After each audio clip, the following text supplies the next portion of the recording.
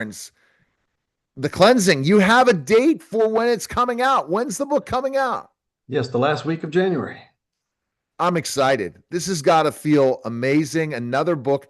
And we've literally gone through the gamut in 1 year together, right? First book, Yes. and now The Cleansing's out. And what do you think is going to, without giving away the other books? I think the first thing people need to do is order the other books before they read The Cleansing.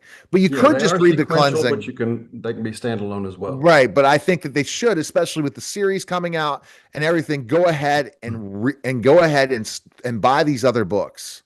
I think a couple days before, maybe have a little uh, ebook discount or something. We'll figure all those different things out. But your website and autograph, we'll talk about that. But go ahead Okay. now, Mitchell, and talk more about The Cleansing.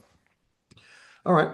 The original title was The Curse, and as I went through it and started writing it and editing it, it became more evident to me that it was like a cleansing. Even that was even in the dialogue of the book. And so, if you've read book one and book two, you have a character that's hinted at in the end of book two that is the main antagonist throughout, and then that person uses another person, and so they join together in tasks to carry out what they call this cleansing of Nashville. And so Abby is trying to stop. So this is really the first one has a serial killer going through and progressing as she goes and kind of challenging wits with Abby. As Abby starts to get close with that, then you have the past, again, the PTSD that comes crashing in on her, which kind of conflicts against her finding out the cause of this and the person of that. And so this mystery is different from the others. You know who's doing it. You just don't know who's going to be murdered next and how to catch that and how to work all that out. So Abby is struggling against, and of course she has that gut feeling, and the rest of the homicide team has a different feeling, and she's trying to clash against that network where they think this and you got to follow this line, and she gets in trouble because she goes with her gut and goes against that. Wow. Okay. So when you talk more about it, is specifically enough, this is not going to be just one murder in this No, one. no. Is this a surprise to your readers to see this? We're really kind of seeing that murder really happens. And what did you learn from the homicide unit, working with them? How many real homicides are there a year in Nashville? Oh gosh, quite a few, a lot more than I thought. Of course, most of those are like drive-bys or shootings or things of that nature. I kind of spiced it up a little bit with different kinds of ways of killing them, and of course, the way they do this, that's part of the cleansing that you figure out. So, what I'm trying to do with each novel in this series is not to have a cookie cutter uh, plot. So each, like Watergrave, had its own little intensity, and it was all kind of contained within the church. Whereas the least of these was on two different sites, and so now this one's a serial killer. Uh, Book four, which I'm about a third of the way through writing, comes out in July. That one's more of she's trying to stop the murders from happening, and she's got a timeline that she's following. So this is Abby's Road. Whereas book five is going to be almost more psychological with one death. And so I'm trying to mix it up where it's not the same thing every time. And so I hope to surprise them.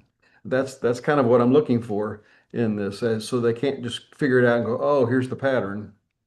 This must be this person. Abby must be torn, especially Yes. getting in this industry, still very young compared to her other counterparts to see this amount of murder. Yes, and the majority of them are male. There's only, two female in the entire homicide unit. One is at the night shift, and she is in the day shift. So she's really trying to stand her own against the system. Wow. I mean, it's a pretty difficult, challenging thing to think about, Mitchell, because I mean the murder, the mystery, but to know about murders. So you said a lot of them are drive-bys, but there are more murders than you think. A lot Yeah. more. Are there serial killers in Nashville? There have been TBI gets involved in that. Tennessee Bureau of Investigation, like the FBI, they would do that as well because One that the person that I is one of my consultants. She is in the homicide now. They were working on, last time we talked, they were working on one that was in multiple states. So she's dealing with the Tennessee part of that in conjunction with another state. But this was a, yeah, serial killer that they came across and worked with another team and coordinated with the FBI. Very, very interesting stuff, Mitchell, uh, about serial killers and how popular it is and all these different things. And that's why the series putting murder, there is murder mystery, but to the level that you're giving this with crime scene investigations involving Christianity, there's not a lot of people doing this, right? No, not from the Christian aspect. There are very few. And that's why I guess your agent and everyone in the team is so excited about this. Yeah, we're trying to get that niche between what is the Christian, almost like Hallmark type, you know, everything wraps up neatly and packaged and everyone's loving each other at the end versus the secular where it gets really dark and of course there's a lot of foul language and gratuitous violence and sex. And I'm trying to get something that is clean and yet it deals with those hard and difficult issues. And because of that, that's why I was invited to be a part of the Brave Authors for 2026, a group of 12 authors um, that deal with difficult Christian, as a Christian, deal with difficult issues that no one wants to tackle. And that's new for the Christian genre. Yes. Okay. Even think about the popular movies that have done so, so well. I think when we started seeing the trafficking movies that involved the Christianity, Mhm. that's when it kind of really changed. Even some of these others, they're going into deeper topics. The plane, I can't think of these, and this is because I didn't know you'd answer those questions.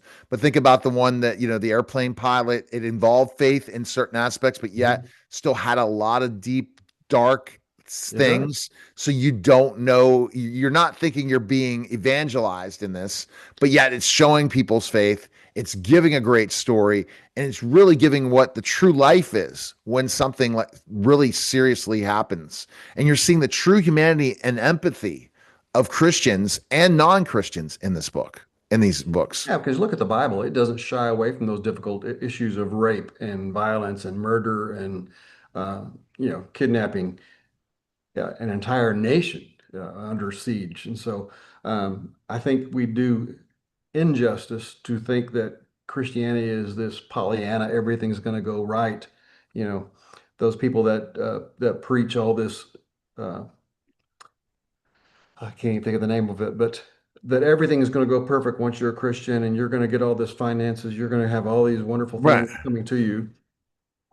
Yes, God blesses you, but they forget that the blessing is God's presence. I got it. All right. MitchellSCarnesAuthor.com. Big things in the news. Soon you can order autographed copies on the website, and the cleansing is going to be available pre-order. I'd hope we could have that up and running probably in a week because the book you said is going out about the 30th, right? Yeah, well, about the 29th, 29th. 29th, 30th. But Yeah. that gives us enough time for pre-orders for the first 7 days, and then you'll get an autographed signed copy shipped by Mitchell. Appreciate it, sir. All right.